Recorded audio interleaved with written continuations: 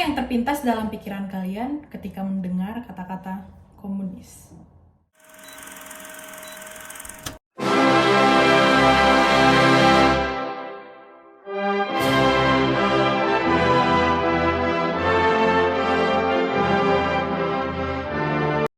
Mungkin sepintas yang kepikiran dalam pikiran kita itu adalah propaganda, kemiskinan, diktator, terus kesamarataan sosial yang perlu kita pertanyakan kesamarataannya di mana, dan lain-lain.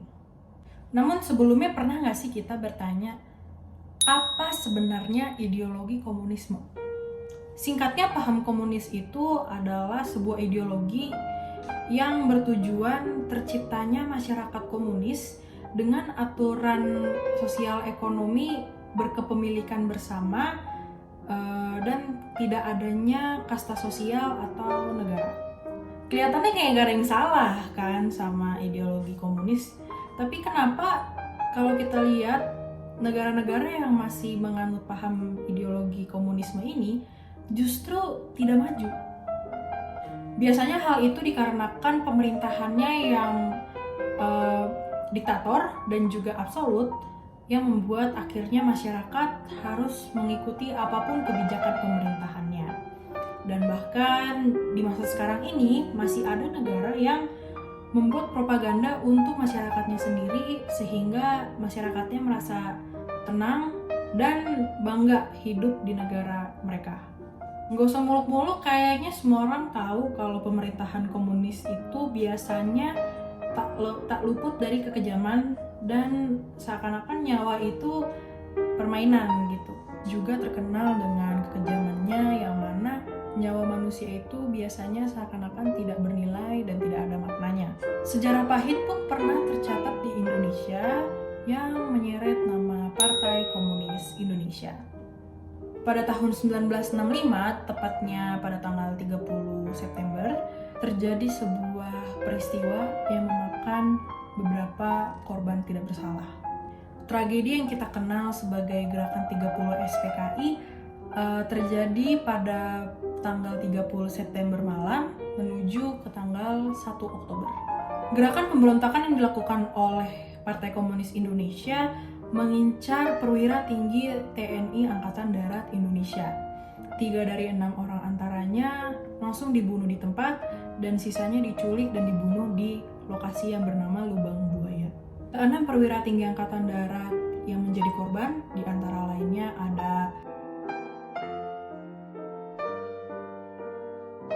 pemberontakan ini dijalankan atau dikendarai oleh tokoh bernama DN Aidit, yaitu seorang yang sangat berjasa atas besarnya nama Partai Komunis di Indonesia.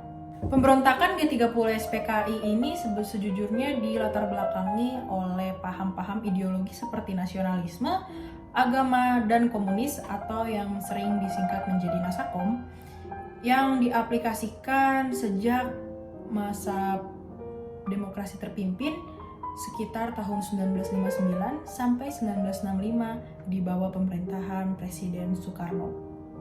Beberapa hal lain juga yang menjadi alasan terjadinya G30 SPKI adalah ketidakharmonisan hubungan antara Tentara Nasional Indonesia dengan Partai Komunis Indonesia. Hal tersebut menjadikan sebuah latar belakang terjadinya penyerangan kepada para anggota TNI Angkatan Darat. Tujuan utama G30 SPKI adalah untuk menggulingkan pemerintahan Presiden Soekarno dan juga menjadikan ideologi negara Indonesia menjadi komunis. Seperti yang kita ketahui, Partai Komunis Indonesia memiliki lebih dari 3 juta anggota yang membuatnya menjadi partai terbesar ketiga di dunia setelah RRC dan Uni Soviet.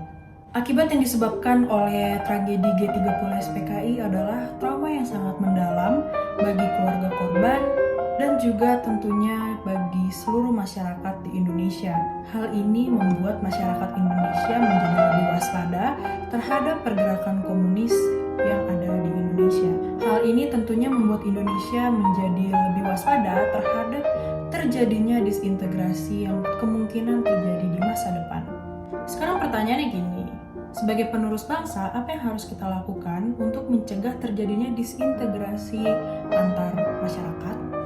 Yang pertama menurut saya adalah dengan privilege yang kita punya seperti teknologi, informasi, dan juga internet, seharusnya membuat kita menjadi lebih paham akan informasi yang bisa kita telaah apakah itu benar atau itu salah. Dan kita juga mungkin bisa lebih antisipasi terhadap berita-berita hoax dan juga sara yang sangat banyak bertebaran di sosial media.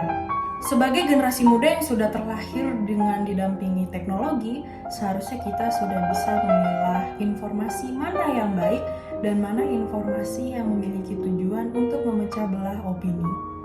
Isu-isu seperti sara, hoax, atau bahkan perbedaan pemilihan antar paslon calon presiden di pemilu menjadi hal yang sangat sensitif untuk dibahas di negara kita.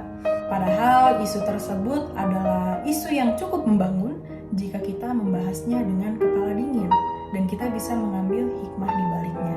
Kesimpulannya adalah perpecahan yang terjadi di Indonesia bukan hanya disebabkan oleh paham komunisme atau bahkan terorisme atau bahkan antek-antek asing yang sering dijadikan permasalahan.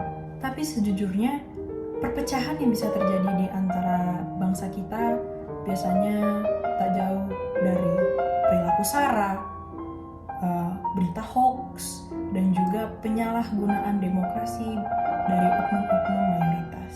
Sebagai generasi muda yang sudah teredukasi, kita juga seharusnya bisa memilih informasi mana yang baik dan juga bisa berkepala dingin menghadapi orang-orang yang memiliki pendapat yang berbeda dari kita. Sebagai generasi penerus bangsa, kita juga memiliki kewajiban untuk membekalkan diri kita dengan edukasi yang baik supaya kita dapat mendidik generasi di bawah kita agar tidak terjadi perpecahan karena sara, hoax, atau bahkan paham komunisme. Cukup sekian video hari ini, kurang lebihnya mohon maaf. Saya Gibi, pamit undur diri.